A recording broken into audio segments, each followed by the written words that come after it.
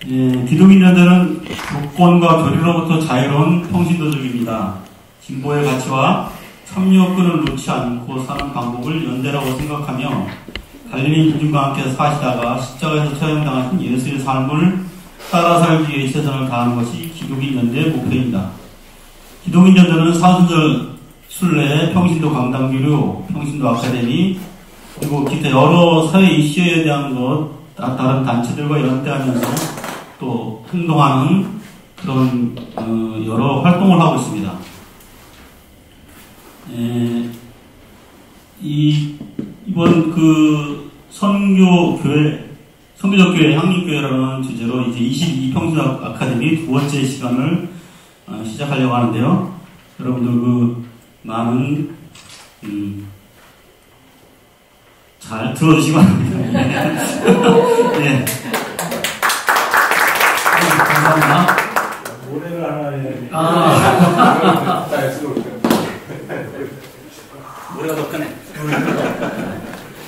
잘 들어주시고 잘 참아보세요. 자, 오늘은 진보교회 현실이 갖고 있는 것을 향림교회를 어떻게 풀어나갈 것인가, 이런 주제를 갖고 있습니다. 우리가 기독교 일반에 예를 들면 코로나를 거치면서 한국 교회의 교회에서의 변동이 어떻게 되는가, 한국 교회 교회들은 왜 교회를 잘 안 나가려고 하는가, 이런 통계들은 있지만 진보 교회에 여러 가지 나타나는 현상, 문제, 이런 것들이 통계로 나타나는 것은 잘 없습니다. 그래서 오늘 발제 내용에서 그런 내용도 있고요. 그것은 이제 한국 기독교와 교회 일반이 갖고 있는 문제와 현상, 우리 진보 교회에서도 있을 수도 있고, 또 하나는 진보 교회만이 갖고 있는 독특한 현상들이 나타날 수 있습니다. 이거는 다음 세 번째 프로그램인 세민족 교회에서도 이제 그런 통계가 나올 건데요. 그래서 진보 교회이기 때문에 나타나는 문제나 위기, 이런 것들을 우리가 찾아보고, 향림교회는 이런 현실에서 어떠한 시사점과 대안을 제시하고 있는지, 특히 향림교회의 신앙, 교회 전통, 자원, 향림교회 행동, 이런 것들이 지금 이 시점에서 어떤 새로운 길을 모색하고 전환을 탐색합니다. 이런 것에 대해서 오늘 이야기를 서로 나누겠습니다. 오늘 발제하고 토론하실 분은 저는 향림교회의 목회 운영위원회 위원장이시고 선교부장이신 서영신님, 네, 저기 계십니다. 우리가 아직 오시는 중인 것 같은데요. 향림교회에 나온 지 얼마 안 되신 분인데 김정은님이 오늘 토론을 해 주시겠습니다. 이따가 토론할 때 다시 소개해 드리겠습니다. 그리고 또 토론 한 분 더, 기독인연대 공동대표시고 강남 향림교회 장로님이신 이순민 토론 오늘 하시겠습니다. 오늘 진행은 발제를 한 50분 정도 하고, 토론은 토론자별로 한 10분 맞습니까? 네, 10분 이내 하시고, 청중 토론으로 한 20분 정도 이렇게 해서 한 90분 이내에 좀 마치고요. 그리고 기념 촬영을 한 뒤에 디프링을 하겠습니다. 디프링은 이따가 안내해 드리겠습니다. 자, 그러면 서영신님 발제자 모시고 오늘의 주제에 대해서 설명을 드리겠습니다. 감사합니다. 네, 반갑습니다. 제가 이렇게 초반에는 좀 긴장을 하고 슬로우 스타트를 하지만 시간이 지날수록 제가 컨디션을 회복한다는 것을 여러분 용기해 주시기 바랍니다. 제가 이렇게 예능 속에는 많은 무대 경험이 있지만 이런 자리는 생소합니다. 특히 제가 잘 알지 못하는 부분에 대해서 이야기하려니까 많이 긴장이 됩니다. 먼저 연휴임에도 불구하고 연휴랑 상관없는 분들이 많아요. 그러니까 여러분들 교회 개혁에 대한 열정, 또 교회가 이 사회에 대해서 어떤 역할을 해야 되는가를 오래전부터 고민하고 그리고 실천해 오신 분들, 한마디로 역전의 용사들을 이 자리에서 모시고 우리 교회, 또 제가 생각하고 있는 것, 이것을 이야기하도록 하겠습니다. 부족한 점이 많을 겁니다. 그렇지만 여러분들 같이 토론하면서 서로서로 보완해 나가도록 하겠습니다. 예, 이게 이제 2023년 작년에 기독교 윤리 실천 운동에서 제시한 약 한 120쪽짜리 방대한 페이퍼입니다. 그 중에서 제가 한국 지구상 핵심적인 걸 골라봤습니다. 지금 제일 중요한 거는 종교에 대해서 관심 없다는 사람이 과반에 육박합니다. 점점 코로나를 거치면서 더욱더 커진 거죠. 우리가 무풀보다는 악풀이 더 낫다라는 말이 있지 않습니까? 우리가 이제 종교의 그 과정을 거치면 우리가 탈종교라는 개념이 있었고 반종교라는 개념이 있었습니다. 반종교는 예를 들면 기독교 같은 경우는 기독교 그런 식인 거죠. 지금은 무종교입니다. 있는지 없는지 관심 없고 자기의 삶이랑 아무 연관이 없는 겁니다. 그런 사람이 반을 차지하고, 두 번째, 전반적으로 종교의 역할이 감소되고 있습니다. 신뢰도가 감소하고 있습니다.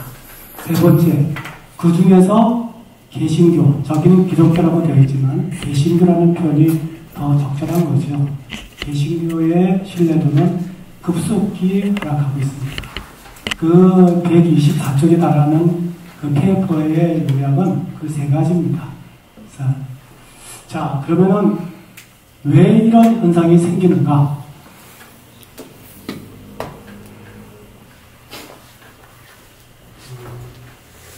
먼저 포스트 모더니즘이라는 문화적, 사회적 현상을 이제 이야기할 수가 있는데요. 우리가 포스트 모더니즘이라는 것은 모던을 지나쳐서 모던 다음, 모던을 저항하는 그런 뜻이죠. 그럼 모던이라는 것은 무엇을 얘기하냐? 그것은 같음을 지향한다. 같음, 동일성이라고 하죠. 그러나 포스트는 다른 차이, 상대성을 얘기합니다. 그 다음에 우리가 모던에서는 진리를 얘기하지만 포스트는 의미를 얘기합니다.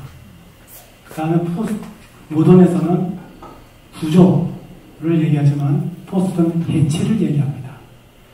이 모든 것들이 지금 포스트 모던 사회에서는 종교와 걸맞지 않은 부분들이 있는 거죠. 그 다음에 또 한 가지는 포스트 크리스텐돔이라고 하는데, 이거는 이제 기독교 왕국, 킹덤하고 크리스트하고 합성어인 거죠. 기독교 왕국이라고 이제 해석되어지는데, 서구 사회에서 또 우리나라에서도 유사 크리스텐돔 현상이 있습니다. 뭐냐면은 국가와 종교와 문화가 기독교와 일치화되는 겁니다. 그럼으로써 기독교가 갖고 있는 역동성, 예를 들면 공공성이라든가 공동체성이라든가 이런 부분들이 상실되는 거죠. 그래서 개인 영혼의 구원, 그 다음에 이승, 천국, 그런 것들을 찾게 됩니다. 그런 현상으로서 여기 지적된 여러 가지 이야기들, 성장주의, 배타주의, 개교회주의, 번영복음, 복권주의, 교리주의, 이런 현상들이 만연하게 된 겁니다. 거기다가 자본주의, 정치가 결합되면서. 그 다음에 우리가 종교라는 것은 특히 우리가 루돌프 오토가 이야기한 것처럼 그 두려움과 그 다음에 그 매혹성입니다. 두려움과 매혹, 그런 신비적인 감성을 가지는 거죠. 제4차 산업혁명은 이런 것들을 제한합니다.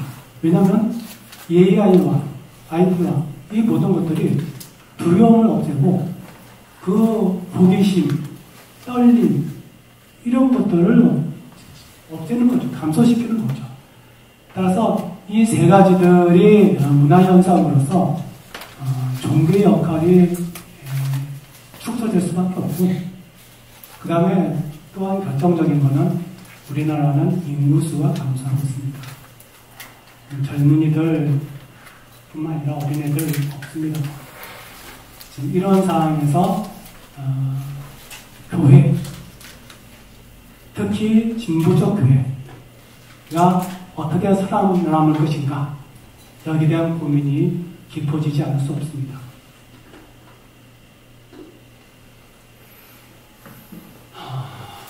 살아남을 수 있을까?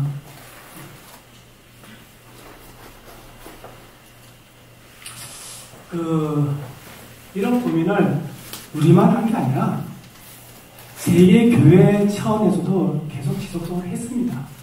특히 이제 진보 진영이라고 하는 에큐메니컬 진영이라고 하는 WCC를 중심으로 하는 이런 진영에서는 제1차 세계대전 이후에 끊임없이 이야기를 했어요. 그래서 우리가 이야기하는 교회의 사회적 책임성, 그 다음에 인간화, 지속 가능한 사회 건설, 그 다음에 JPIC라고 해서 정의와 평화를 넘어선 생태 공동체 안에서, 그 다음에 TTL은 Together Alive, 그러니까 우리 2013년에 부산 총회에서 다 같이 생명을 향하여 라는 주제입니다. 저기서 차이점은 JPIC와 TTL은 JPIC에서는 인간 중심의 생명을 얘기했다면 생태, TTL은 온 생명을 얘기합니다.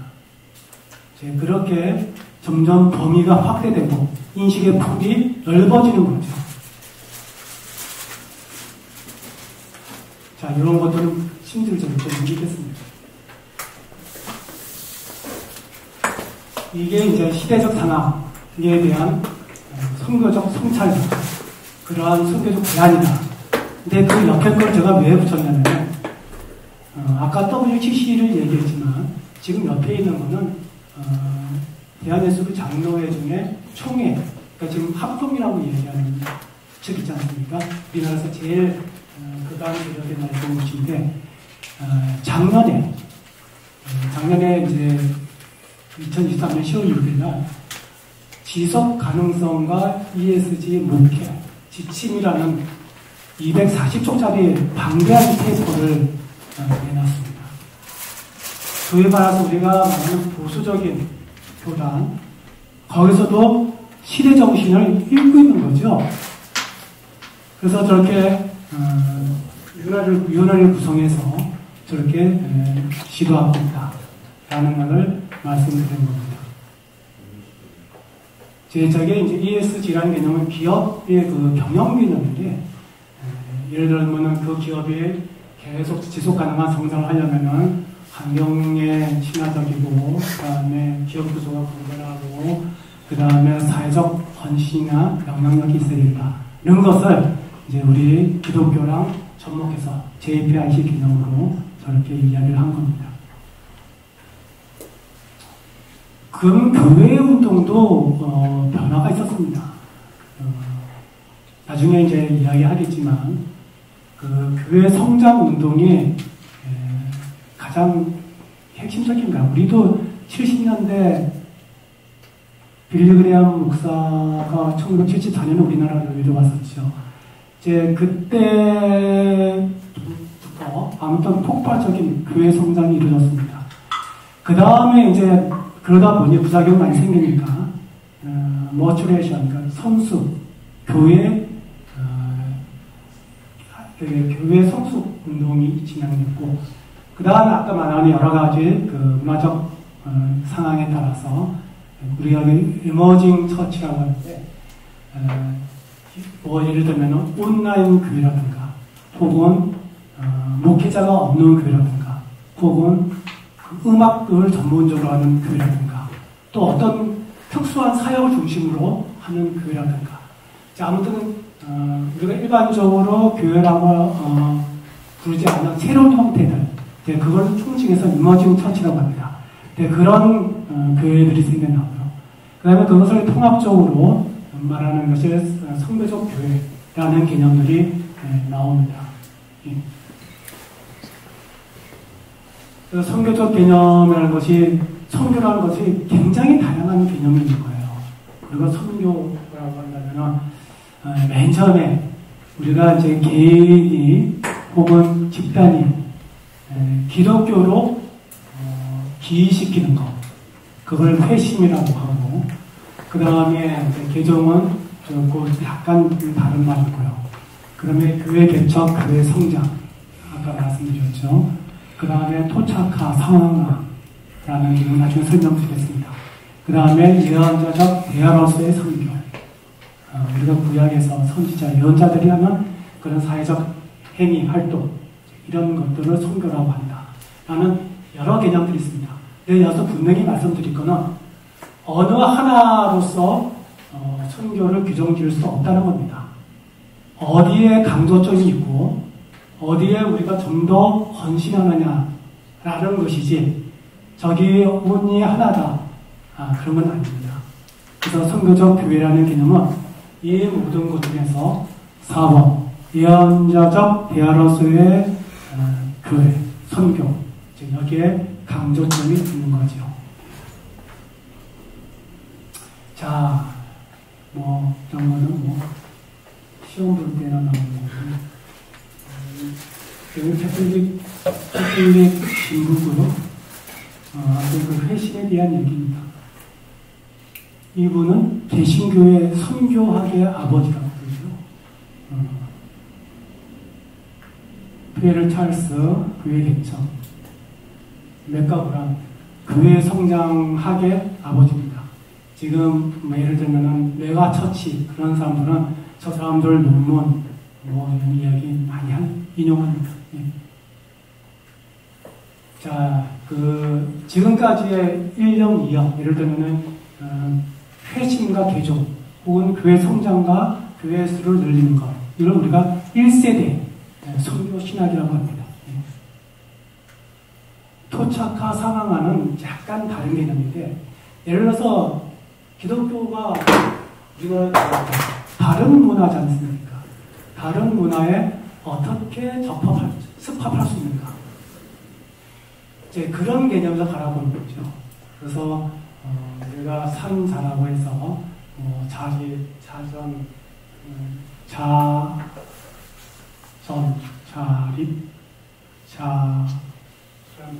아무튼 산자 원칙이라는 게 있습니다. 그래서 그렇게 진행되어지는 것들이 있고요. 그 다음에 상황은 그렇게 토착화되는 것이 그들의 삶에 어떤 변화를 줄 것인가, 어떤 의미를 줄 것인가 라는 겁니다. 대표적인 게 우리가 민중신학 같은 경우는 우리나라에 들어와서 70년대 우리나라의 군사 독재와 그 빈부격차에 어떻게 우리 사회 복음으로서 기능할 것인가 라는 점에서 상황신학이라고 하죠. 대표적인 민중신학입니다. 이제 그런 개념이 있고요. 도시 이분은 남아프리카 공화국의 선교사입니다. 대단한 분이죠. 이분은 정의와 해방이다. 결국 우리가 말하는, 기독교에서 말하는 구원이라는 건 정의와 해방이다 라고 얘기합니다.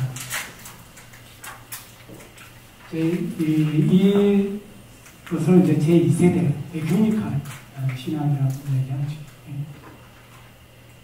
그 다음에 슈레더, 이런 사람들은 사회적 실천, 그러니까 소셜 액트, 그러니까 사회적으로 실천하는 것은 소셜 액트와 소셜 서비스가 있는데, 소셜 액트, 우리 나중에 김정은님이 얘기하지만 이게 무슨 의미가 있겠느냐. 우리가 법률을 바꾸고 제도를 형성하고 이렇게 예를 들면 그런 어떤 힘 있는 궁극적으로 바꿀 수 있는 얘기를 해야 되지 않겠느냐. 겁니다.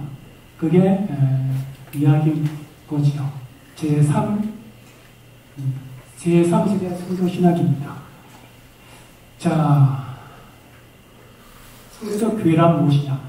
지금까지 이야기를 들었으면 대충 선교적 교회가 뭔지 감이 잡히시나요? 잡히세요? 고개를 끄덕거리는 거 제가 봤어요.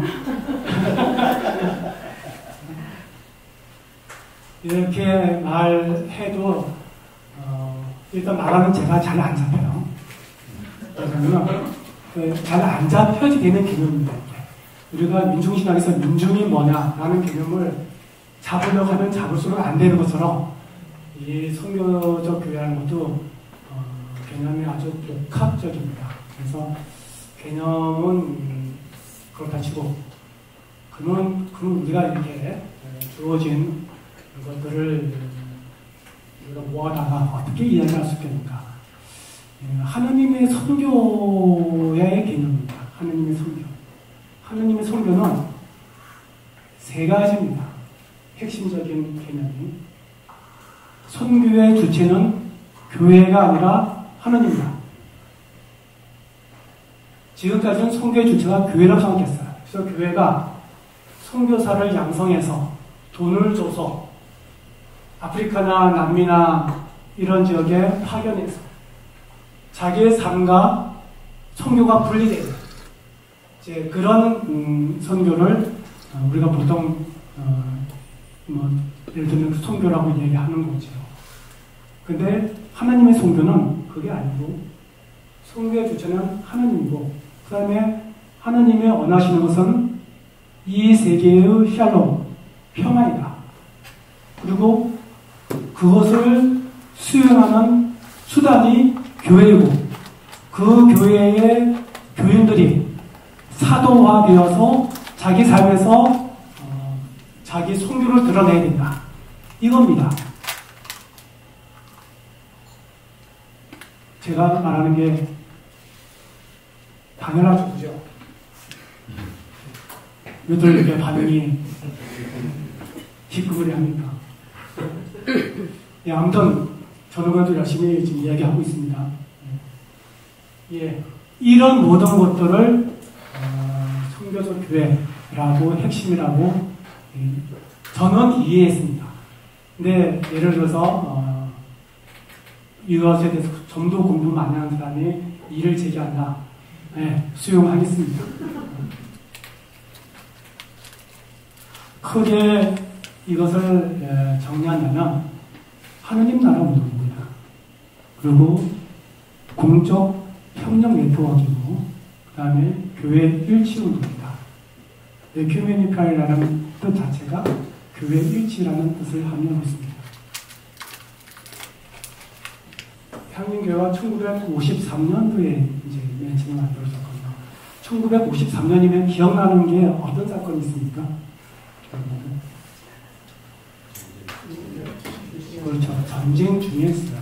휴전이 7월에 있으니까 우리가 5월 17일 날 창립 기념회니까 5월 아직 전쟁이었습니다.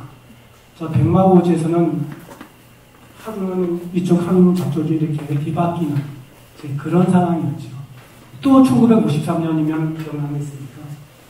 자기 생일이라고 하는 사람 없죠. 1953년. 장로교가 있습니다. 장로교가 1910년도에 이제 장로교가 처음 만들어졌는데, 그 창립을 했는데, 장로교. 장로교가 1953년에 이제 그 전쟁, 해방 이후에 평양을 중심으로 하는 세력들이 이제 소련도 이렇게 형성되면서 굉장히 교단끼리 교권 싸움이 치열했고, 그래서 김계준 박사님이나 이런 분들이 거기에서 쫓겨나고, 예를 들면 황당한 이유로 모세오경은 모세가 지원이냐 안 지원이냐 그런 이유로, 그래서 1953년에 기독교당 노예가 분립되는, 그 장로회에서 분립되는 겁니다. 근데 그 분립되는 건 8월 달이고, 지금 우리는 이제 그 5월달이니까 그때는 이제 독립교회로서 아무데도 참여하지 않겠다라고 얘기한 거죠. 독립교회라는 개념이 그런 데서 나온 겁니다. 어떤 교단에도 참여하지 않겠다. 그 다음에 공동체를 하려고 했었고 약 한 8년 정도 지속됐죠. 그 다음에 이제 우리가 그 선교적 교회라는 개념에 이제 적합한 거는 입체적 선교와 평신도 교회입니다. 입체적 선교라는 거는 자기 삶에서, 자기 생활에서 자기가 선교사가 되는 거예요. 그걸 입체적 선교라고 하고, 그 다음에 그 중심에 모든 교인이 자기가 선교사가 되고 자기가 주체가 되는 선교 활동을 하는 사도적 교인이 되는 겁니다. 이 두 가지가 우리 1953년, 우리가 지금 70년이 지나서 지금은 저 이야기를 지금 하고 있는 겁니다. 그러니까 향림교회가 굉장히 진보적이었다라고 역사에서 제가 느끼는 겁니다. 예.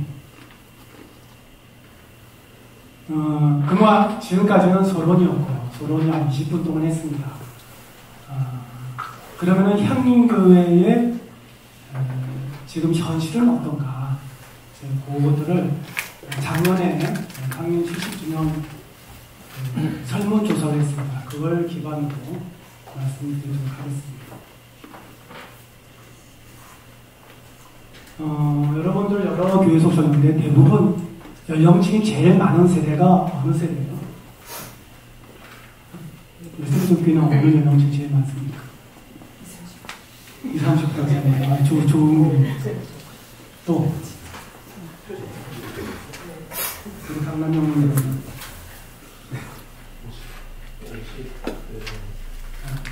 그것도 비교적 젊은 교회예요. 그죠? 50대가 많은 건 그걸 젊습니다.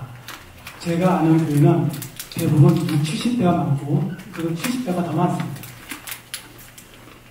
근데 이제 향림교회는 그보다는 좀 나아요. 그보다는 좀 낫습니다. 50에서 65세 정도가 제일 많습니다. 근데 이제 이게 어떻게 지속될 것인가?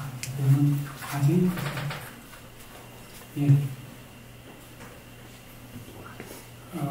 여기 이 표에서 볼 수 있는 거는 아까 말하는 회심, 그러니까 비기독교인이 기독교인으로 유입되는 경우는 거의 없습니다. 우리 그 진승철님 같은 경우가 회심한 경우죠. 비기독교인이었다가 기독교인이 되는 거죠. 향림교인의 좀 회심한 경우입니다. 근데 드뭅니다. 대부분 이 교회에서 저 교회로 이동입니다. 대부분 오래 다니는 사람들이 많습니다. 새로 나온 교인들도 있지만 적응을 잘 못합니다. 자, 향림교회의 출석 비리가 뭐냐? 그래도 가장 높은 게 사회 참여적 교회 인지도입니다.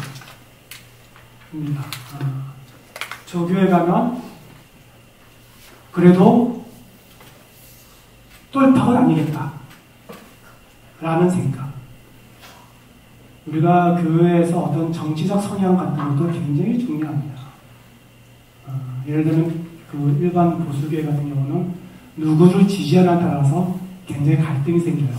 근데 우리 교회는 선거 때 누구를 지지하느냐 그런 걱정은 별로 아닙니다. 약간 뭐 있긴 있겠지만 아무튼 사회 참여적 교회가 제일 많고 그 다음에 진보적 신학과 국가예배. 그러니까 진보적 신학과 국가예배가 어떻게 매칭이 되는지는 모르겠지만 아무튼 그런 어떤 성서의 자유로운 해석이라든가 이제 그 다음에 시대적 정신에 걸맞는 실천이라든가 이제 그런 부분이 진보적 신학이 아닌가 그렇게 생각합니다. 그런 부분이 많습니다. 그리고 결국 교회에 그렇게 생각하더라도 결국 아는 사람 따라서 오는 경우가 많거든요. 자, 이런 부분이 이제 많은 포션을 차지한다. 이 부분은 우리 이승무님이 저보다 더 잘 분석했어요. 그 나중에 이분께서 그 말씀을 해주실 겁니다. 토론이고요.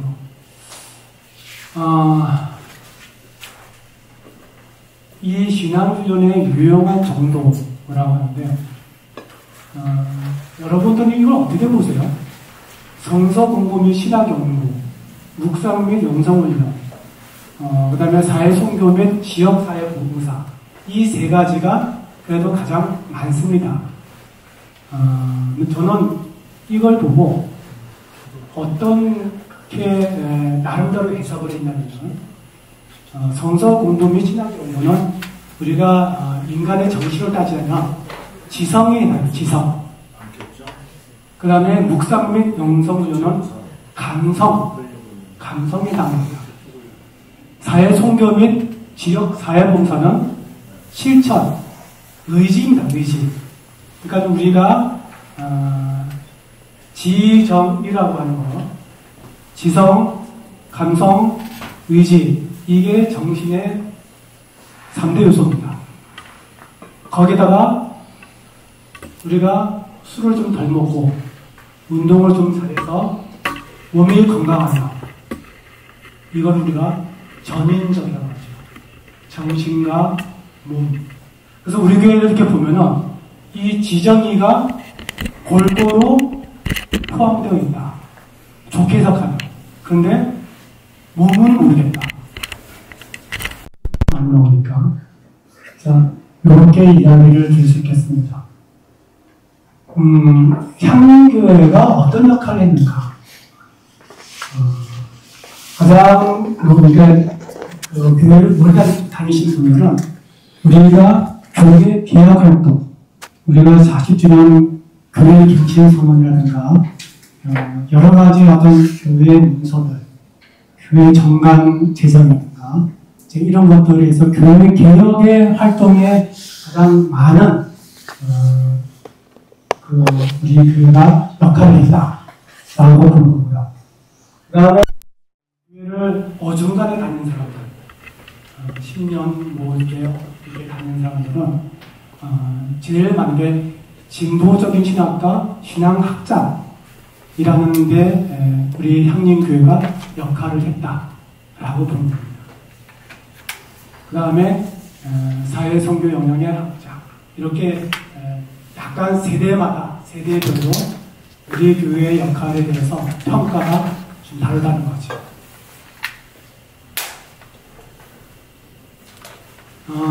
아무튼 70주년 할 때 이제 우리 여러분 다 알려주시다시피 많은 어려움 겪었습니다. 그래서 우리가 갈등, 이제 이 부분에 교회들이 가장 마음 아파하고 또 극복해야 될 과제다라고 이야기를 하고 있습니다.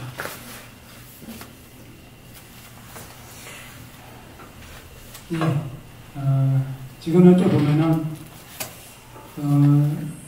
기밀갈 교회 연대 학상이나 시민사회와의 협력, 이 부분들은 사실 우리가 대외적인 사회적 활동들이거든요. 이런 부분들에 많은 사람들이 이야기를 하고 있고, 그 다음에 교우들의 참여도가 높은 이유가 뭘까요? 참여를 하지 않기 때문에 그렇죠. 그러니까 몇몇 예를 들면 부서들, 우리의 부원들이 중심돼서 여기까지 쭉 지속해왔다. 거기에 대한 필요도도 있고 또 여러 가지 문제점도 있다. 그런 얘기라고 말할 수 있겠습니다. 앞으로는 뭐 할 거냐? 고통받는 이들과 함께하며 늘어나는 교회, 생태적 전환을 이루는 교회, 한반도 평화와 통일을 위해 일하는 교회, 이 세 가지가 WCC의 슬로건과 일치합니다. 생명의 하나님, 우리를 정의와 평화로 이끄소서. 생명, 정의, 평화. 지금 우리가 진보적 신앙, 진보적 신앙 이런 말들이 많이 나왔지 않습니까? 향림교회 정체성을 형성하는 얘기인데 신앙과 그 신앙은 어떤 관계고 어떤 의미일까? 우리가 보통 진선미라고 얘기합니다. 근데 이것이 형성된 과정은 거꾸로입니다. 맨 처음에 종교, 성이 섰고 미선지입니다. 진이 되는 것은 우리 인류사에 있어서 그렇게 오래 걸리지 않았습니다. 그러나 수십만 년 전부터 종교성, 종교라는 것은 형성되어 있었습니다. 어떤 형식이든지. 그런 어떤 종교적 감정들, 우리가 죽음이나 이런 것에 대한 한계를 느끼고 또한 그 한계를 벗어나고 싶은 욕망, 이런 것들이 결합되어져서 종교적 감정이 생기는 거죠. 그런 종교적 감정을 우리가 학문이라고 한다면 이론화, 체계화시킨 겁니다. 그렇기 때문에 우리는 신학이라고 얘기한다면 그냥 신학이 아니라 신하고 한참 뛰었다가 학이어야 됩니다. 그 모든 것들을 신학에 포함할 수는 없는 겁니다. 우리가 신앙, 진보적 신앙한테 신앙이 뭐냐? 저는 진보적 신앙이라고 한다면 이것을 계속 물어야 된다 생각합니다. 그게 진보적 신앙이라고 합니다. 지금까지 우리는 신앙을 믿는다 그러면은 그 대상, 무엇을 믿는가를 집중했습니다. 전지전능하시고 에터널, 영원하시고 자비로우시고 이런 우리의 욕망에 투사된 하나님, 그 대상을 우리는 여태까지 이야기하는데 이제는 근대에 와서는 내가 어떻게? 라는 질문을 하기 시작했어요. 그러다가 현대에 와서는 그게 나한테 무슨 의미겠지? 그리고 나는 어떤 상황에 있지? 어떤 상황, 언제 어디서라는 상황에 있는 내가 믿는다는 게 무엇인가? 그리고 나에게 어떤 의미가 있는가? 그것을 묻는 겁니다. 이것들을 우리가 계속해서 질문하고 그 다음에 묻고 이런 과정들이 우리가 진보적 신앙이라는 것이 아닌가라고 생각합니다. 그래서 무엇을 믿는가? 사람들은 하나님을 믿는다. 하나님 그대로의 하나님. 어떻게 하나님이 그대로의 하나님인지 알았냐? 내가 그렇게 믿고 있으니까. 내가 믿고 있는. 왜 그렇게 믿고 있나? 내가 그렇게 믿고 싶으니까. 말이 이렇게 진행해.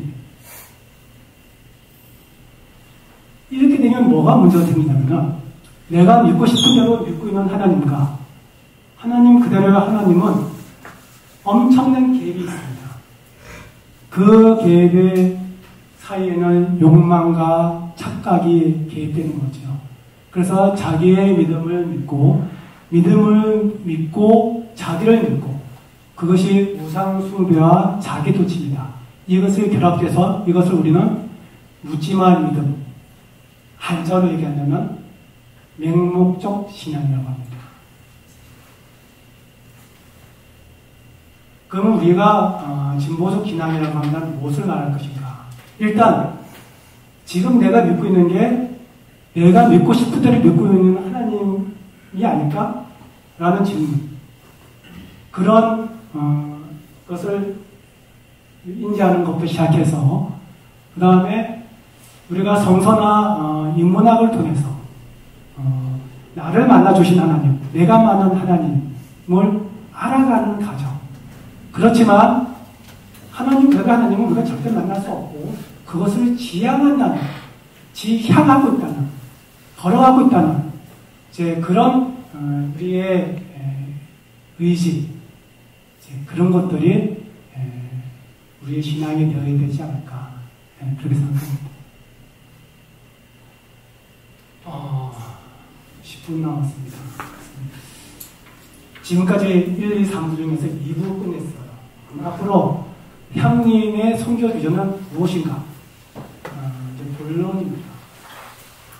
여러 가지를 나누는데 공간과 선교사업과 네트워크라는 부분으로 나눠서 이야기하겠습니다.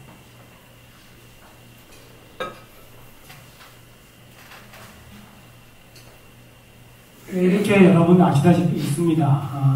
우리가 교회라는 부분이 일주일에 한 번만 사용하고 문 닫는 그런 굉장히 비효율적인 대표적인 공간이 교회입니다. 그러나 가능한 한 이런 공간을 대외적으로 또 교인들이 여러 방면으로 활용할 수 있어야겠다. 특히 향림교회는 직무적 교회 혹은 사회단체의 어떤 허브로서의 역할을 해야 되지 않겠는가라는 어떤 당위, 사명감이 있습니다. 그걸 가지고 건축도 설계되었습니다. 여러 가지 이런 것들이 있습니다. 특징은 온라인 송출이 가능하다는 거죠. 예배당, 도서관에 장소가 3,000건이 있고요. 아마 우리 김종원 장로님도 계시지만 도서관을 어떻게 활성화시키고 이것이 의미 있는 공간이 될 것인가라는 것에 고민이 많습니다. 회의실, 선교 나눔 공간이라는 것이 있는데 그 사무실을 구할 수 없을 정도로 열악한 단체지만 우리가 하는 나라를 구현하려고 애쓰는 그런 단체들이 와서 사용할 수 있게끔 하자는 그런 취지입니다. 그래서 지금 한 8개 단체가 들어와 있습니다. 근데 이제 문제는 이게 이제 어느 정도의 신뢰성을 갖고 있는가라는 겁니다. 이 부분은 우리가 계속 연구해야 됩니다. 기존에 하고 있는 이제 선교 사업은 선교부와 사회부, 그다음에 한 4년 전에 미래선교위원회, 연구위원회에서 미래선교위원회가 구성됐습니다. 생대문화 선교팀이라고 있습니다. 그 미래선교위원회 중에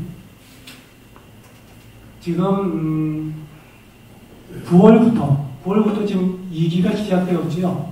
예, 한 30여 명이 지금 강의를 듣고 있고요. 지금 이런 어떤 사업을 활발히 진행하고 있습니다. 우리 한지아 그 헌법재판소 앞에서 지금 그 9월에 그 헌법재판소 부분 승소를 한 다음에 찍은 사진입니다. 우리 향림교회에 와서 같이 강연도 같이 했습니다. 이 장면과 찍은 사진이죠. 한재아 학생.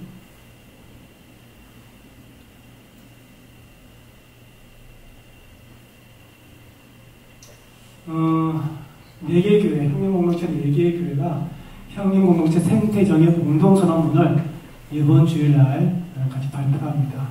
각 교회별로 실천사항은 이제 쭉 만들 거고, 전문가 선언 이 2가지를 이야기하고, 진보신학팀이라는 게 있습니다. 여기 보면은 다짐은 얼굴들 많습니다. 안 익은 얼굴 있죠. 우리 김민호 박사님, 저분은 목사님이죠. 그 캡사이 신학이라고 하는 그 유튜브인데 거기에 여러 채널이 있어요.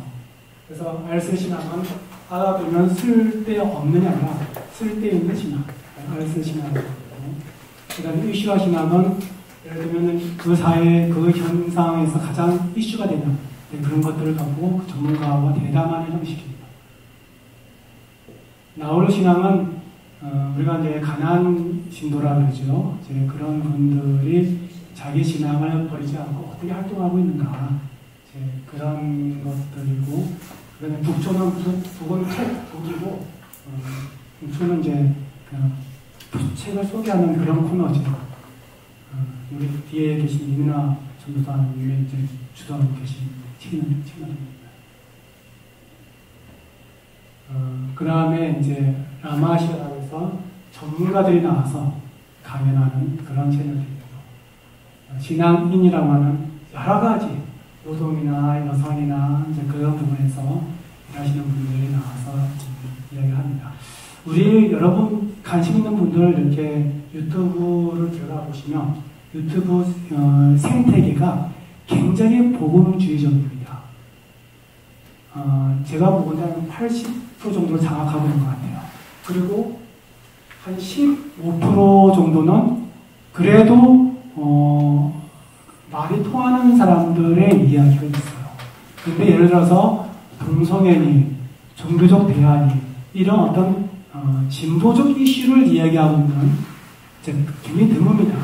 그래서 우리가 유튜브 생태계에 있어서 나름대로의 지평을 넓히고자 저런 진보 신학이라는 우리가 선교 방법을 연구하게 된 겁니다. 교육부에서는 우리가 작은 교회에서는 교육부 운영하기가 상당히 힘이 듭니다. 그래서 나중에 이야기하겠지만 교회끼리의 어떤 연합 그런 것들이 필요하지 않겠는가. 그래서 그 첫 지도로 송도향전교회와 우리 교회가 교육부와 같이 활동하는 그런 것들을 한번 시도해 보고요. 국악학교 일단 우리가 예산을 지원해서 좀 국악을 배울 수 있는 그런 기회를 제공하고 있습니다. 외부기관 지원인데 우리가 70주년을 맞이해서 우리 교회의 사회적 역할을 하기 위해서 우리와 관계를 맺고 또한 우리 하는 나라를 위해서 헌신한 단체들에게 그래도 일정 정도의 제가 이야기를 해야 되지 않겠는가 하는 지금 그런 부분에서 지금 열심히 진행하고 있습니다. 예. 협력 네트워크 아무튼 제가 알고 있는 바는 쭉 적었습니다. 근데 더 확대돼야 되고 더욱더 깊어져야 됩니다. 그래서 그런 취지에서 여러분들 이 자리에 모이신 걸로 저는 이해하고 있습니다. 자, 마무리하겠습니다. 여러분이 대망하고 계신 마음입니다. 박수 안 쳐요?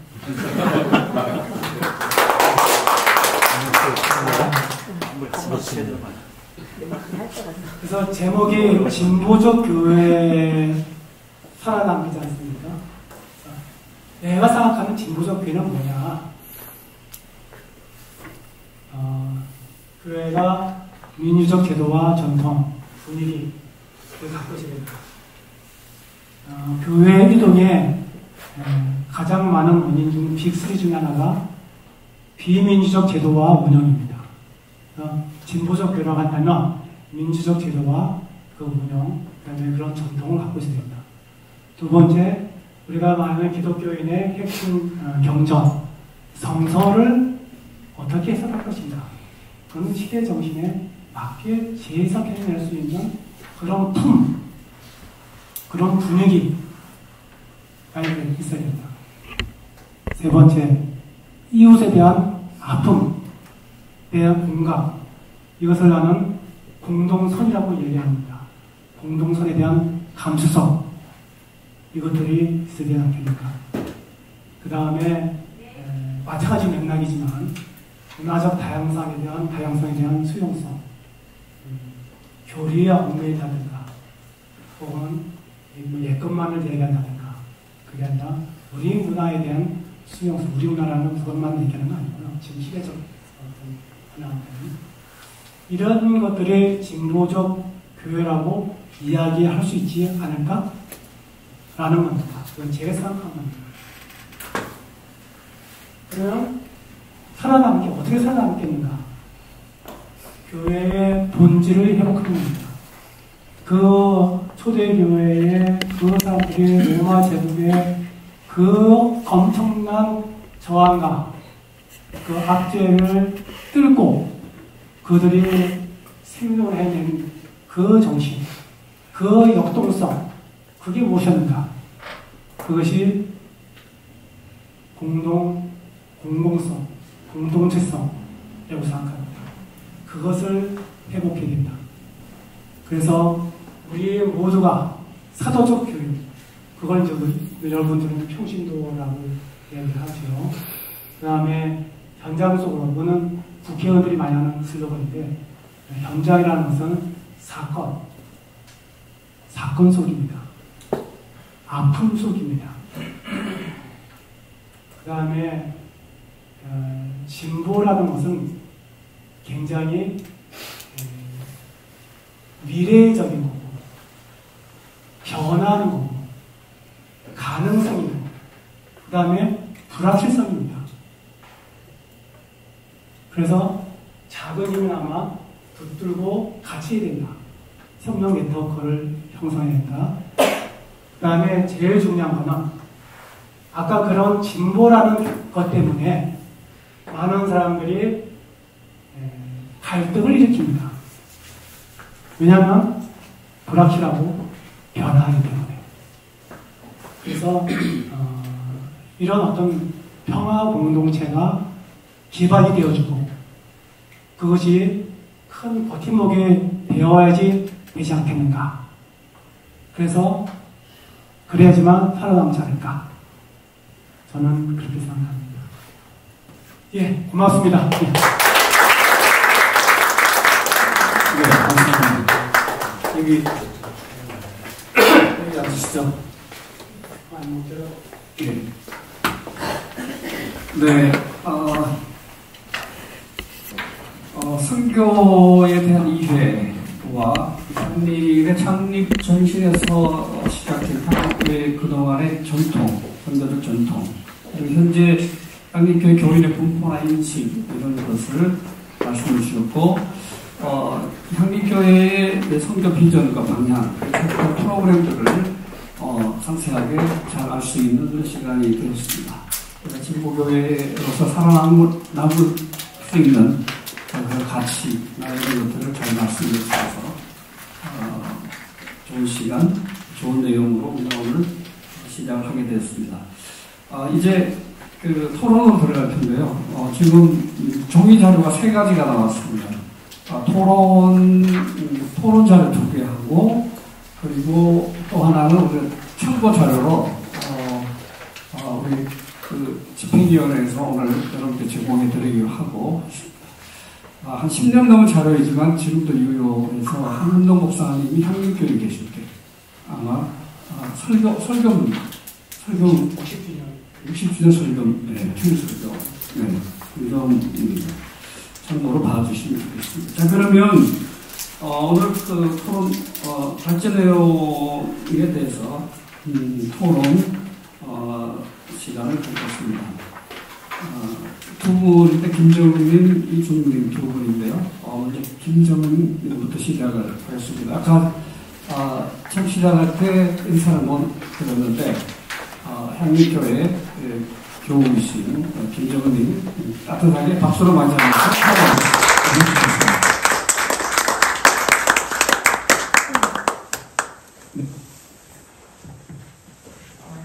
안녕하세요. 저는 향인교회 세교 김정은이라고 합니다.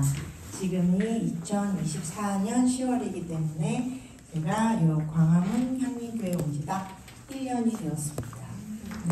근데 저를 이 자리에 네, 앉혀주셔서 정말 감사하고, 그동안 남편과 함께 섬기다가 작년에 향민교회로 오게 되었고, 그래서 선교부장님께서 나눠주신 것들이 일단 글로 배우는 형태입니다. 선교에 대해서 배우는 것은 이제 다 1년밖에 되지 않았기 때문에 지금은 향린의 역사를 글로 배우는 형태에서 제가 이렇게 이제 시참으로서 이곳에 와서 무엇을 나눌 수 있을까 많이 고민하다가 그래서 지금 뭔가 이렇게 많이 나눌 수 있는 상태는 아니지만 향린의 사회적 그런 형교의 형태가 시대적 요구들이 아주 철저하게 동요했다는 것을 생각하면서 지금의 이 생태 위기가 주는 급박함, 하지만 우리 사회 변화가 보이고 있는 그 미미함, 그 사이의 간극에서 그렇다면 우리의 성교육적 과제가 무엇일까에 대해서 고민하게 되었고, 이번 여름에 모두 느끼셨다시피 이 기후 위기가 하도 위기라고 말을 많이 해서 이제 위기가 아닌 것 같은 느낌. 유리창에 한 장 깨어져 있을 때는 그냥 깨어졌구나 하지만 여러 장 깨어져 있으면 그냥 무감각 크게 느껴지고 그것들이 이제 연속되다 보면 엄청난 파국으로 느껴질 텐데 우리는 이미 무감각한 시기에서 많이 노출되어 왔고 그런데 그런 것들이 위험성으로 느껴지는 것이 우리가 철저하게 집중하고자 하는 그 아픈 곳, 사회적 약자들이 있는 곳, 그곳으로 이 위험성이 극단으로 치닫은 여름을 우리가 함께 맞이한다면 이 사회적 요구에 철저하게 부응하는 향린의 다음 선교의 과제 중에 여러 개 중에 하나일 수도 있겠으나 정말 우리가 위기를 위기로 느껴야만 한다면 그렇다면 이것은 영순이의 과제가 되어야 하지 않을까.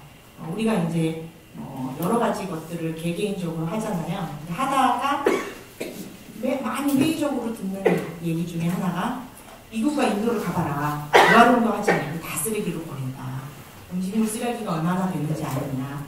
당신의 그 재활용이 무의미하다는 것을 얘기하고자 할 때 항상 개개인적인 회의감의 뉴스들을 많이 접하게 되잖아요.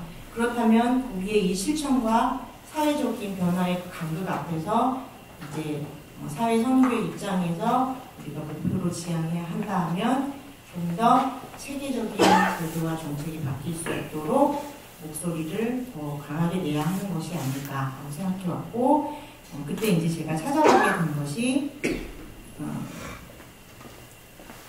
작년에 기업의 지속 가능 경영에 관해서 그 더불어민주당에 있는 의원 이름이 잘 기억은 나지 않는데요. 아무튼 기업의 지속 가능 경영을 위한 인권 환경 보호에 관한 법률안 발의로 해서 작년 8월에 이게 발의가 되었으나 국회에서 시행되지 못하고 문을 닫았지 않습니까? 이런 부분들에 대해서 우리가 이제 교회 안에서 하는 그 사소한 그 실천들이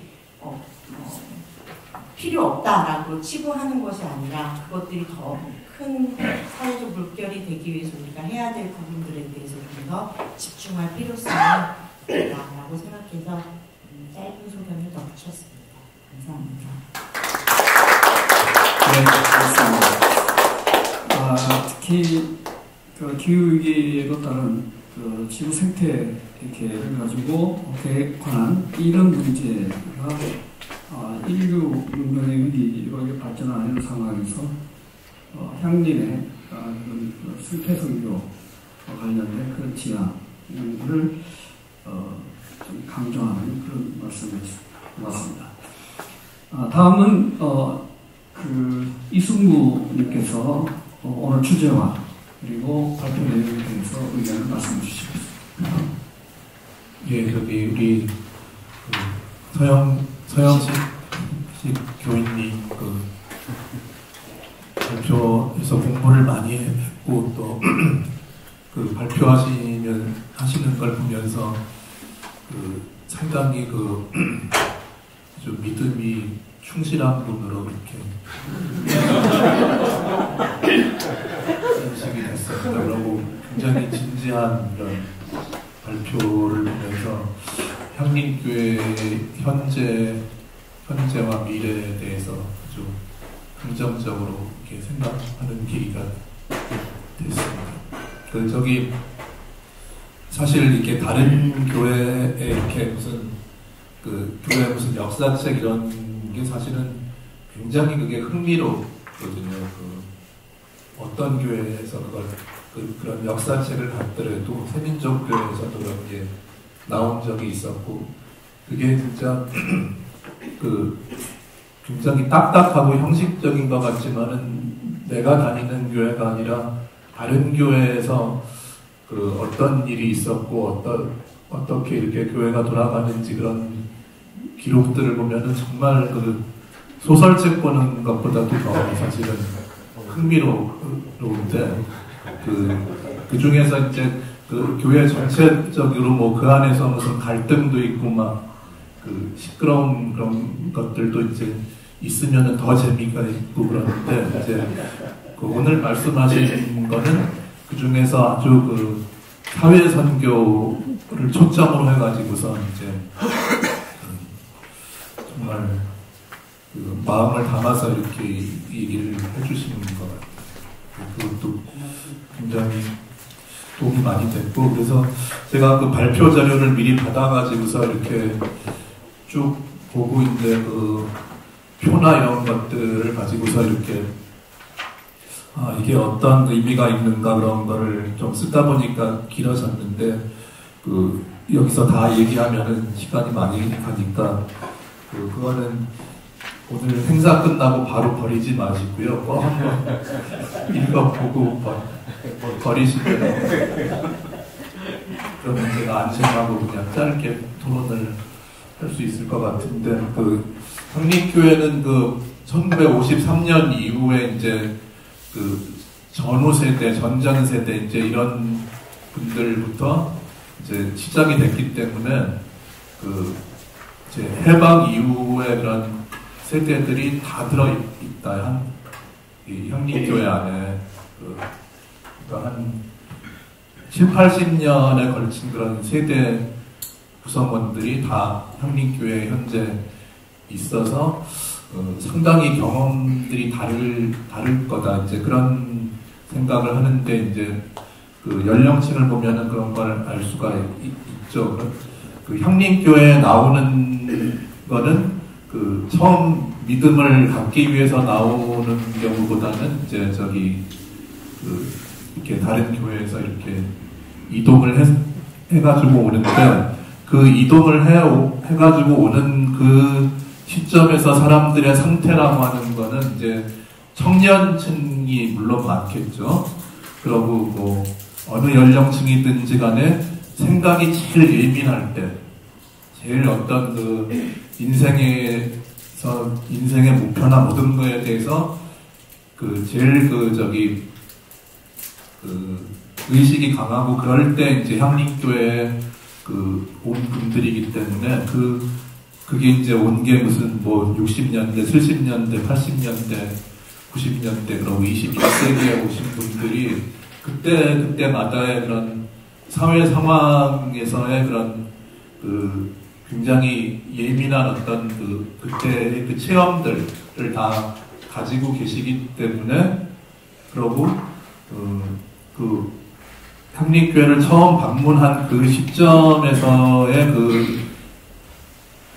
교회나 사회에서의 체험들이 제일 강렬하다고 저는 볼 수 있다고 보는데, 그렇기 때문에 다 생각하는 것들이 다양할 수가 있다. 저는 그렇게 보고, 그게 갈등의 요소도 되지만은 사실은 우리 사회나 아니면은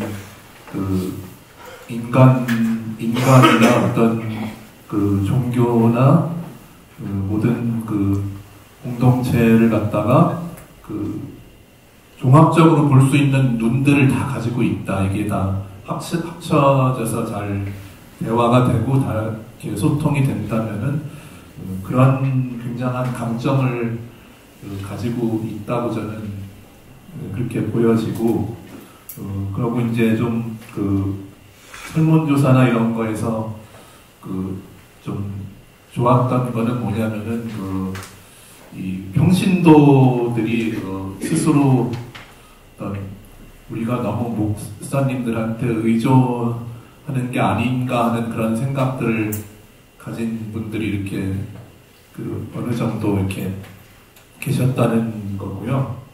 그리고 지금 우리 서영식 님께서 이렇게 발표하시는 것을 보셔서 알겠지만은 평신도들로서 다 모든 어떤 교회 프로그램들에서 어떤 이 문제가 되는 것들을 사회적으로 발굴을 해서 그걸 유튜브를 통해서 캡사이시나 그런 걸 하시는 것처럼 그런 상당히 능동적으로 움직이는 그런 측면들이 있었다고 하는 거, 그거는 좀 다른 교회에서는 그렇게 찾아보기 힘드는 부분들이라서 더 좀 발화될 필요가 있을 거고요. 그 다음에 진보적인 신앙에 대해서 얘기하시는 게 누구를 믿는가, 무슨 의미인가 이런 거에 대한 끊임없는 질문, 거기에 굉장한 강조점이 두어지기 때문에 그런 것들이 맹목적인 신앙으로 빠지는 것을 굉장히 경계를 하는 측면에서 진보적 신앙, 물론 이제 보수적 신앙에서도 그런 걸 강조할 수는 있지만은 특별히 그런 걸 진보적인 신앙인의 특징으로 이렇게 얘기를 하셨는데, 그거는 어떻게 보면은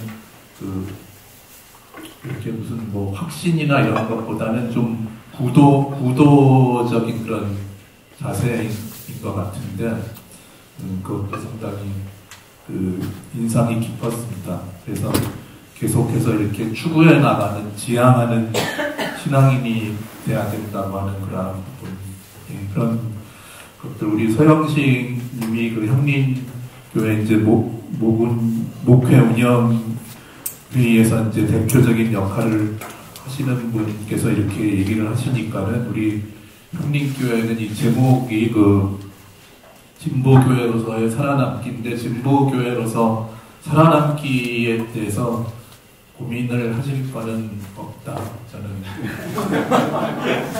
이렇게 말씀드리고 싶고요. 그런 고민과 진보교회로서 어떻게 살아남지 이렇게 걱정하고 그러면은 그거는 별로 그렇게 희망이 없었을 겁니다. 그런데 이제 그것보다는 이제 지금 하시는 역할을 갖다가 하는 거 계속 찾아 나가고 그런 진보적 신앙이라는 게 과연 뭐지? 내가 어떻게 살아야 되지? 이런 질문들을 갖다가 계속 해나가는 그런 태도. 그게 이제 과학자들도 계속해서 뭐 답을 발견했다고 뭐 왕이 된 것처럼 그러는 게 아니라 계속 더 많은 문제들이 계속 나오잖아요. 이게 뭐 앞으로도 계속 그럴 것이고, 그러니까 이런 형님교회에서 이렇게 실천된 그런 진보적인 신앙은 상당한 그런 생명력을 가지고서 그게 사회에 어떤 중요한 역할을 한다고 저는 그렇게 생각을 해보고 싶습니다. 그래서 여기 지금 형님교회에 와서 저는 이제 형님교회가 모교회거든요. 강남 형님교회 다니고 있는데, 그래서 상당한 자극을 받고 우리는 목사님한테 상당히 의존하는 거를 그냥 당연하게 생각을 하고 그런 측면이 많이 있는데, 이런 건 안 되겠다고 하는 그런 생각도 해보게 되고 그렇습니다. 그래서 어제 토론의 말씀은 이걸로 그냥 줄이도록 하겠습니다. 네, 감사합니다. 이 신부님께서 향민교회는 평신도 중심으로 탄탄한 살아남기에 위한 그런 토대가 갖춰져 있으니 캡사이신처럼 아주 맹렬하게 활동을 하는 것만 열심히 하라, 그런 주문을 해주셨습니다. 네, 고맙습니다. 자, 지금부터 이제 우리 총장님께서 발표하신 분이나 토론하신 분의 의견 중에서 좀 뭐 질문을 하거나 아니면은 자신의 그것에 나의 의견이 있거나 반론도 좋고요. 이런 이야기를 좀 해주시면 좋겠습니다. 그 전에, 아까 이제 서영식님 발표 중에,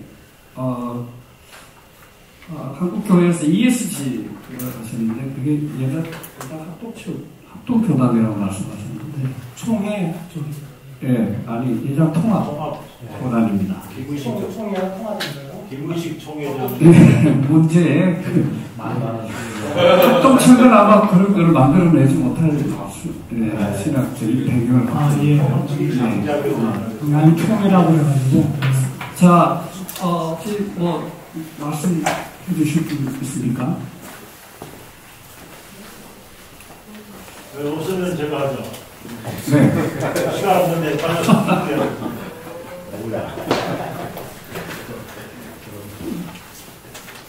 대한민국의 기독부서 교인입니다.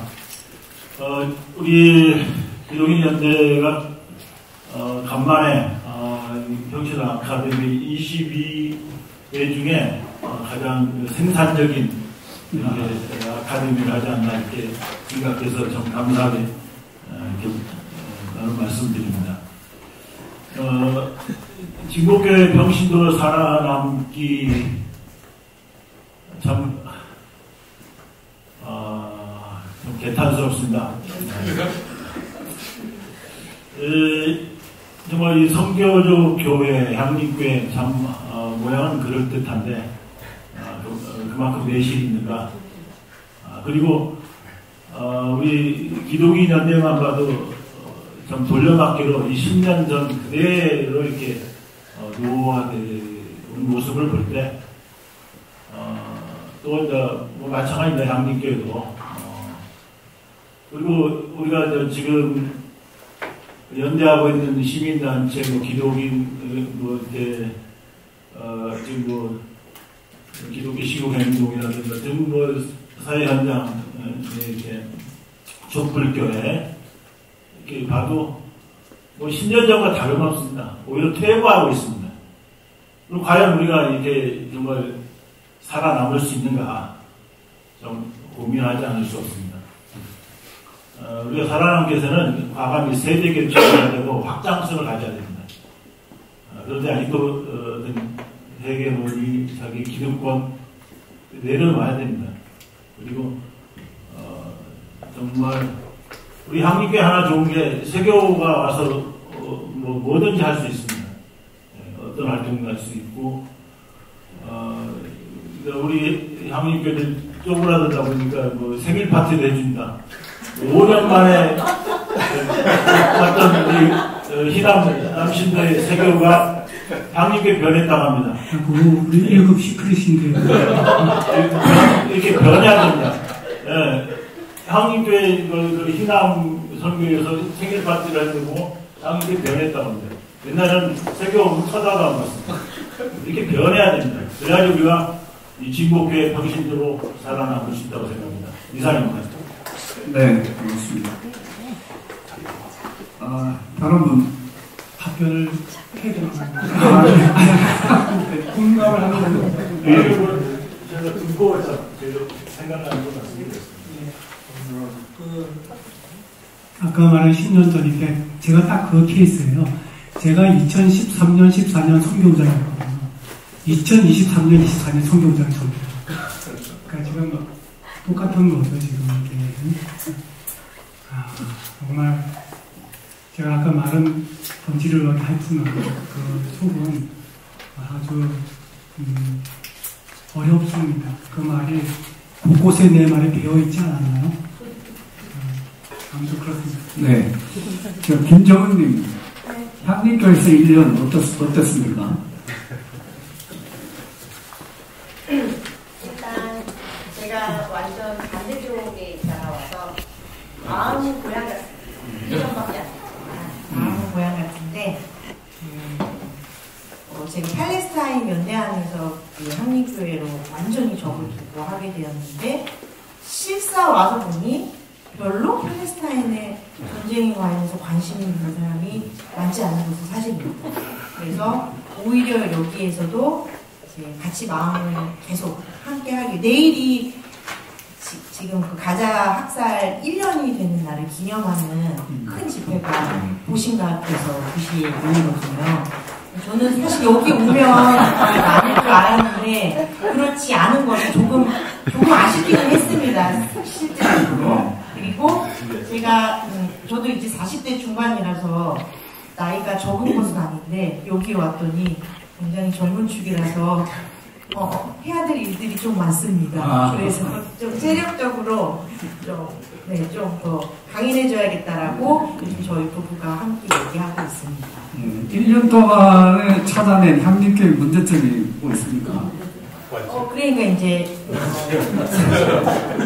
그 예전 교회와 이 나이대별에서 청년이 그리 많지 않고 실제적으로 활동하는 사람은 아주 소수로 계속 중복적이고 제한적이고 그리고 여러 가지의 관심은 있지만 좀 더 이렇게 그 미시적 관점에서 이제 이 큰 이 목표로 가기 위해서 중간 다리가 필요한데 저는 이것을 향림교회가 하고 있을 거라고 기대해 왔긴 했는데 별로 그 중간 다리 역할이 미약하다는 것을 알았고 거기에는 이제 여러 가지 뭐 지금 앞서 말씀드렸던 것도 연관이 될 수 있고 뭐 교회를 이사하게 되면서 있었던 그 많은 갈등들 뭐 그런 것들이 있지 않을까 하고 생각해봤습니다.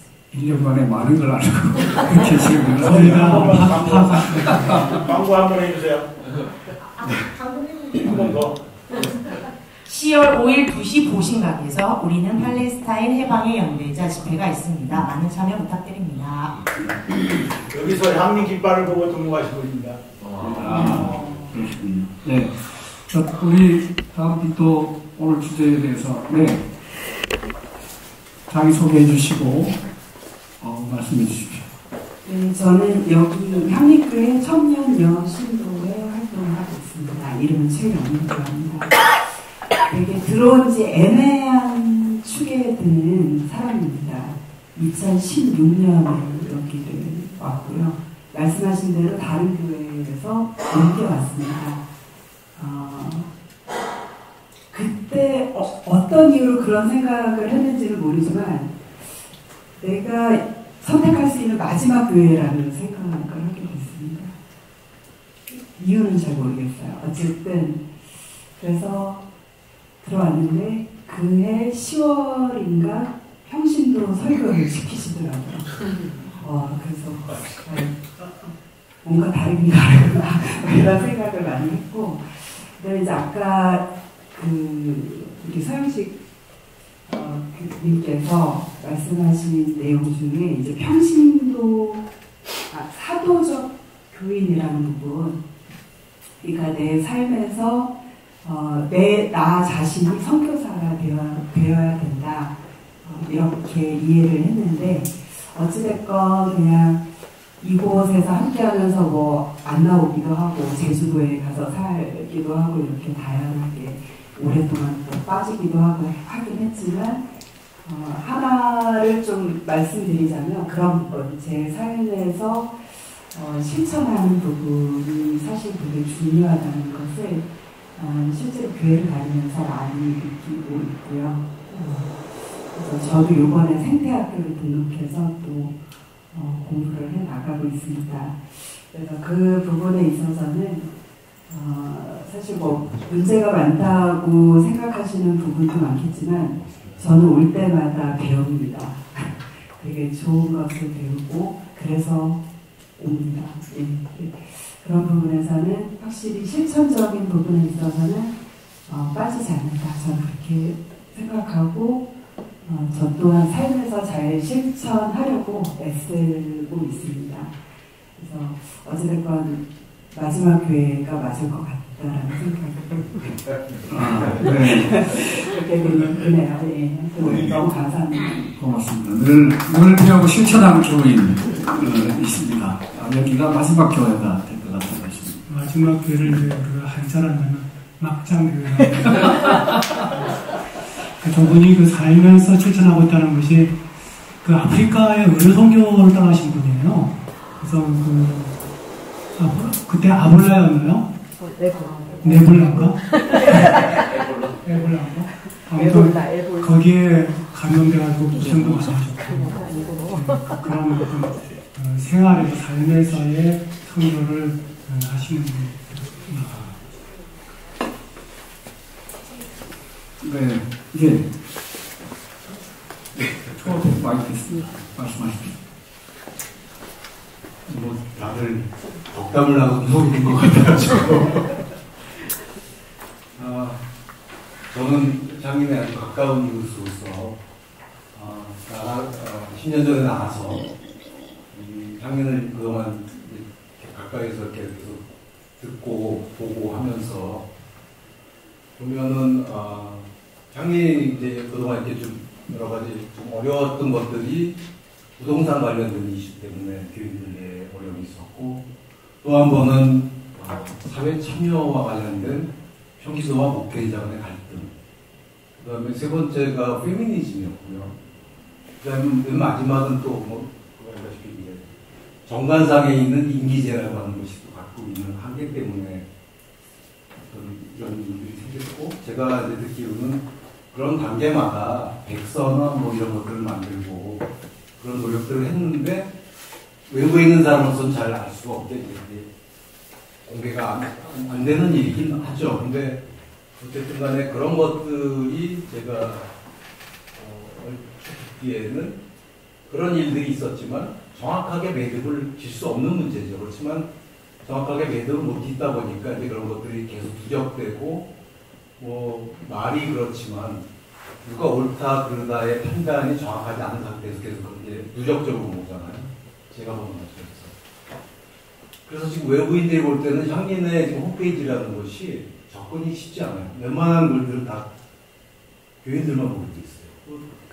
그래서 과거에 그런 향인이 갖고 있던 그런 개방적이고 그런 것들도 많이 지금 약해졌고 그런 것들이 저는 지금 오늘 이 향림교회와 관련된 이제 주제를 나눔에 있어서 우리 서영식 교인님께서 잘 이런 얘기 해주셨는데 과연 이제 그런 것들에 대한 얘기들이 이제 앞으로도 계속 물론 이제 저는 새로운 시대, 광화문 시대 또 새로운 목회자를 통해서 많은 것들 상당 부분이 이제 해소가 될 거라고 보지만 그런 것들이 이제 좀 좋은 계기가 될 수 있도록 하는 측면에서 말씀을 드리고 직접 저는 외부에서 이제 구경꾼처럼 이제 다 지켜봤던 거고 외부에 있었던 그런 시간을 보낸 한 당사자로서 한번 좀 말씀을 해주셨습니다.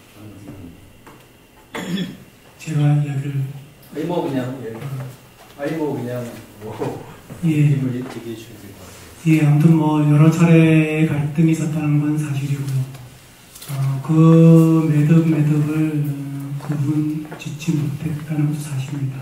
근데 그 매듭을 지으려고 하는 그 자체가 또한 갈등의 요소인 점도 있었습니다.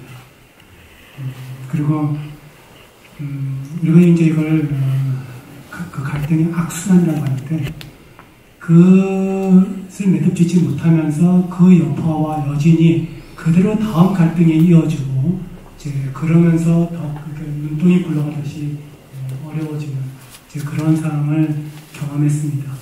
그래서 제가 느끼기에는 어떤 앞으로의 소위 말해서 리더십 일이 굉장히 중요하지 않겠는가. 우리가 그 리더십에 많은 기대를 걸고 있고 또한 교인들도 그런 갈등을 통해서 나름대로 교훈을 많이 얻었다고 생각합니다. 그래서 저는 그런 부분에 있어서는 굉장히 낙관적으로 희망적으로 생각합니다. 이상입니다. 작품이 없이 어떻게 진주를 만들 수 있겠습니까? 이 정도면 진주가 단한 번 정도가 됐습니다. 자, 지금까지 향림 교육이거나 또 향림에 몸담았던 적이 있는 분들은 말씀을 많이 하셨는데 향림 외부의 이야기 있을까요? 완전히 향림의 향림을 완전히 향기 외부인이 된 듯한 연습되지 않는 말씀입니다. 말씀 받으려고 그러겠는데 저는 1994년에 마이크 올려주십시오.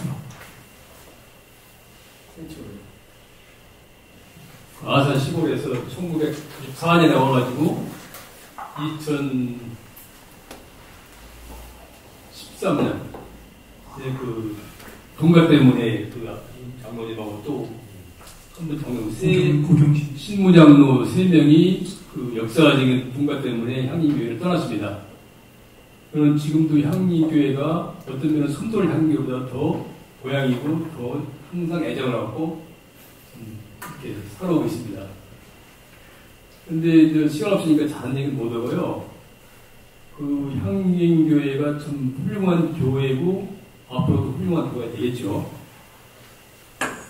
근데 그 선교도 좋고 뭐 사회적인 활동도 좋지만은 그 전제가 되는 것이 공동체 화해라고 생각합니다. 공동체 화해가 없으면은 아까도 지적했다시피 몇몇만 계속 활동하는 겁니다. 누가 호응도 안 해주고 기도도 없어요. 그러니까 선교 현장에 갈수록 12년 됐는데 갈수록 그 향림교회인들이 안 보이는 거예요. 좀 적게 보이는 거예요. 그런 것이 저는 상당히 마음이 아팠고 가슴이 아팠습니다. 그리고 그 화해가 안 된 공동체는 선교해도 저는 별로 의미가 없다고 봅니다. 선교를 해도 그 나머지 교인들이 통해줘, 기도해줘야 뭐가 희망이 있는 거지. 너희들 나가서 해라. 우리는 기도한다. 그런 같으면 안 되거든요. 그래서 아까 이승무 장로님이 갈등에 대해서 좋게 말씀하셨는데, 갈등도 교회는 부딪히니까 넘어질 수 있어요. 교인이 발에 붙을 수도 있습니다. 그럼 빨리 일어나서 빨리 해소해야 됩니다. 이 갈등이 너무 길었어요. 제가 볼 때 5년 이상 거의 했거든요. 그래서 그걸 보고 그러면 안 되는데, 그럴 때 나간 사람이 한마디 말을 할 수 없잖아요. 그래서 선교도 좋지만 선교하기 전에 조건이 교회 평화다, 화해다. 말씀드리고 싶습니다. 예, 감사합니다. 네.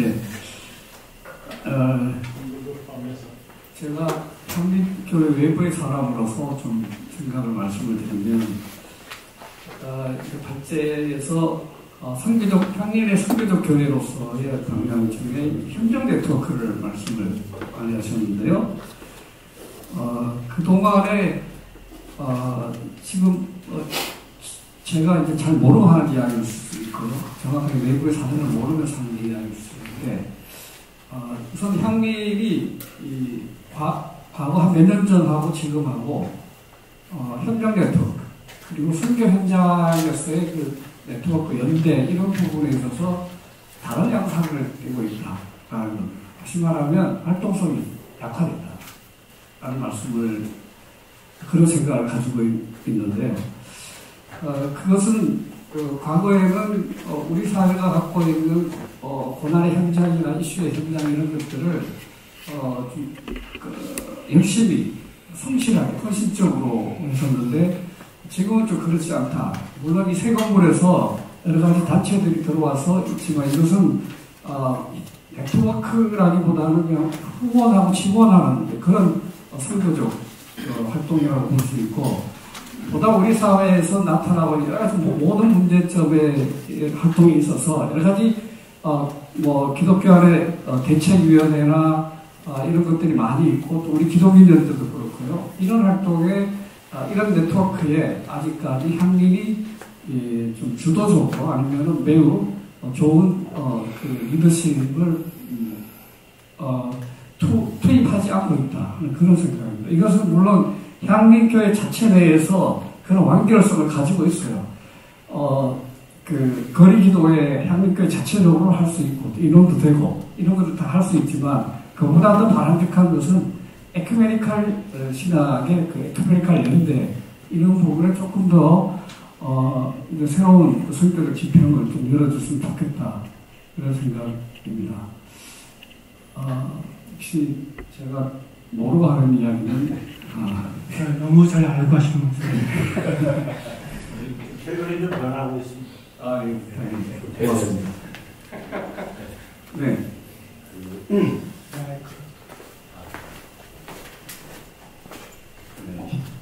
향민 외부에 말씀하셔서 제가 말씀 드리려고 하면은, 그 통계조사를 보면, 대체로 이제, 여기 보면은, 정미혼수, 준회혼수에도 보면은, 30세 미만이 유일하게 준회혼수가 많은 그런 통계치를 보이고 있고, 설문 답변도 보면은, 44세 미만 거의 10명 정도니까 전체의 뭐 한 6분의 1 정도.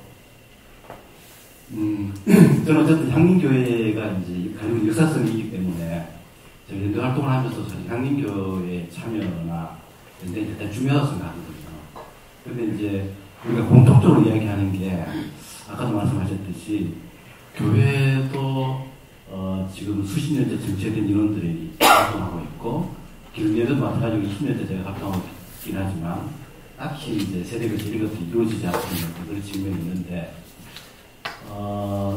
제가 여기에 이제, 강문도 목사님 글에도 보면, 청년들이 처한 현실, 청년들이, 교회에 요구하는 것들이, 우리 작년 세대가 바라보는 것들하고 좀 차이가 큰 것 같아요. 그러니까 우리는 예를 들면 당연히 사회생활에 적극 참여하고 결합하고 어떤 이슈에 대응이 해야 된다고 생각하는데, 청년들은 보면 제가 볼 때는 어쨌든 자기 삶이 너무 힘들고 필요하기 때문에 교회에 온 목적이 그런 것보다는 좀 더 편안하고 안전한 공동체를 찾아서, 왜냐하면 기존 교회들은 가면 또 이제 상처를 많이 받으니까, 그나마 진보적인 교회들은 이제 그런 상처들이 덜한 측면들 때문에 오는 측면도 있지 않는가.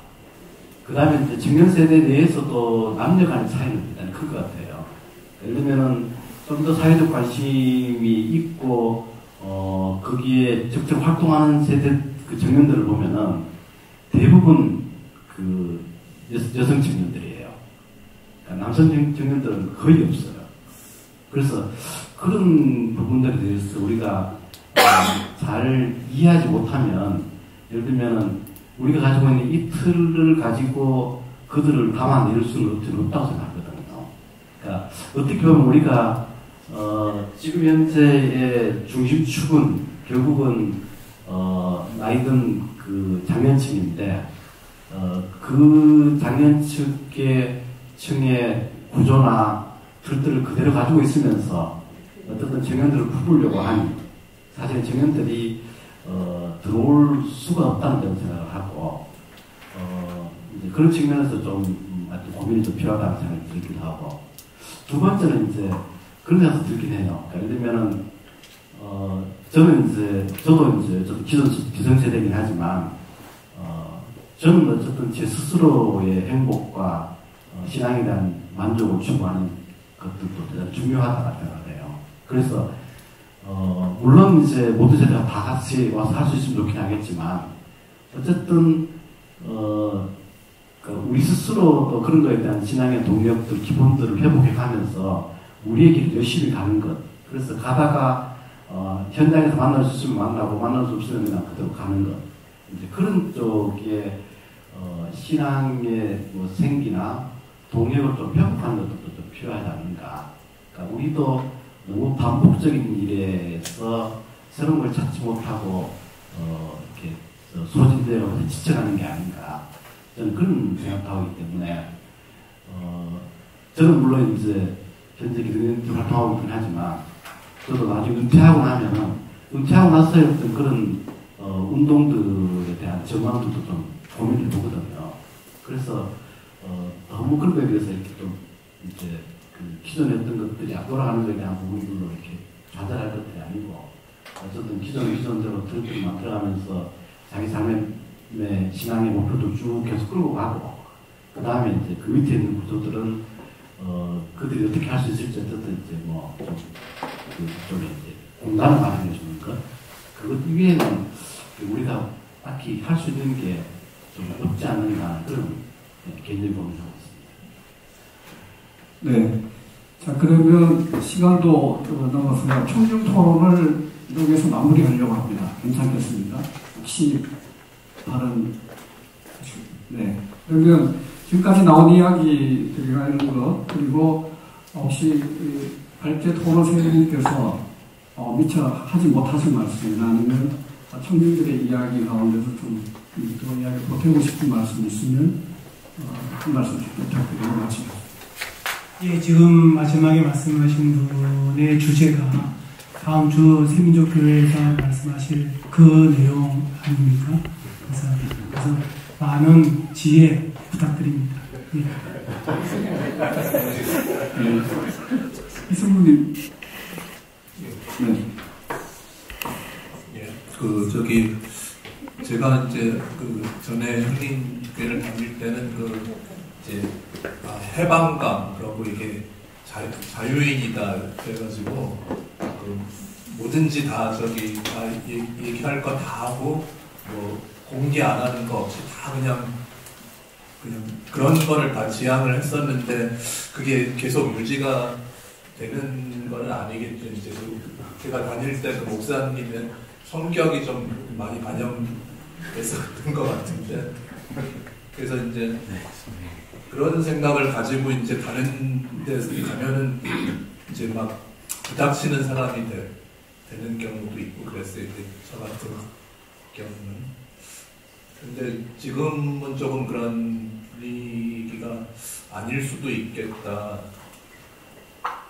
그런 경험을 했던 사람들하고 또 굉장히 조심하면서 이렇게 아주 살얼음 걷듯이 이렇게 교회를 다니는 사람들이 다 있지 않은가. 근데 우리 진보적인 여기 교회 평신도로 살아남기인데 그런 자유와 그런 어떤 그런 정신 그런 게 있잖아요. 그런 데 대해서는 좀 그걸 살리는 방향으로 나가는 게 어떤가. 그런 제가 사정은 잘 모르지만 그런 생각을 좀 하고 싶었어요. 네. 김정은님 혹시 덧붙일 말씀이나 오늘 소감 부탁합니다. 부족한데 여기 띄워주셔서 감사하고 다음 세민족 교회에서는 저보다 젊은 평신도 교우가 많이 발전할 수 있기를 기대합니다. 네, 이제 마무리하겠습니다. 진보 교회를 세워나가고 또 여기서 우리 삶을 만들어 나가는 그런 일을 하고 계시는 우리 여기 계신 모든 분들을 존경합니다. 오늘 이 시간에 우리가 알아보고 생각을 하는 한민교회 현황과 미래 과제를 우리 모두가 자신들의 교회에서 더 깊이 공부하고 적용하는 그런 노력도 필요할 것으로 보입니다. 평신도 아카데미 세 번째 순서인 다음 프로그램은 10월 13일 다음 주 일요일이 되겠습니다. 오후 3시 세민족교회에서 열립니다. 이 30대 청년 교인이 전체 교인의 3분의 1을 차지하고 또 계속 늘어나고 있는 독특한 현상을 나타내고 있는 세민족교회 현재와 미래를 다루게 되고요. 마지막 프로그램은 그 두 주 후 10월 27일 주일 새로운 신앙 공동체인 광야에서 대학교의 모습을 찾아보는 그런 시간을 갖게 되겠습니다. 잊지 마시고 남은 두 프로그램도 많이 참석해 주시기 바랍니다. 오늘 발제와 토론을 수고해 주신 서영식님, 김정은님, 이승훈님 감사합니다.